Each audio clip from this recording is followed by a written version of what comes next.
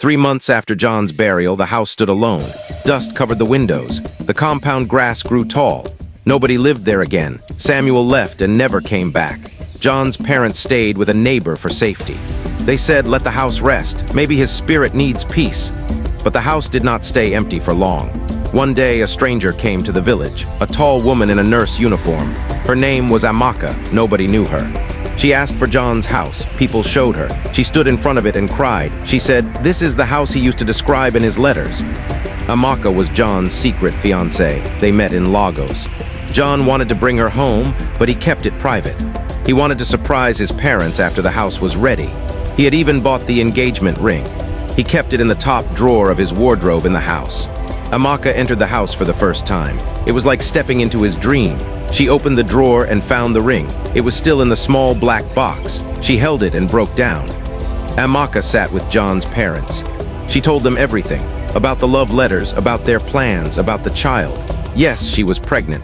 John never knew before he died. She said, "I didn't tell him, I was waiting for the right time." But time did not wait for us. John's mother held her hand and cried. John's father looked at her belly. He whispered, "My son is gone, but his blood is still here." The news shook the village. Some people rejoiced. Some people gossiped. But John's mother said, "No one will touch this house again. It now belongs to his child." From that day, she moved back into the house with Amaka. They cleaned the rooms. They planted flowers. They painted the walls. They didn't do it for comfort. They did it for memory, for legacy.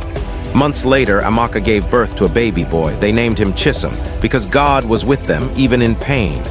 John's father carried the baby one morning and said, "Your father never slept in this house. But you will grow here. You will know what he gave." But peace did not last forever. One evening, the uncle who once claimed the land returned. This time with a lawyer, he said, "I am the rightful owner of the land. The house must come down." John's mother stood up and shouted, "Over my dead body." She brought out papers. John had secretly registered the land before he died. It was in his name. The uncle didn't know. The lawyer stepped back. The case died there. The villagers began to respect the house again. They called it the Silent Mansion.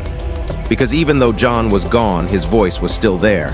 In the walls, in the mango tree, in Chisholm's laughter, in Amaka's strength.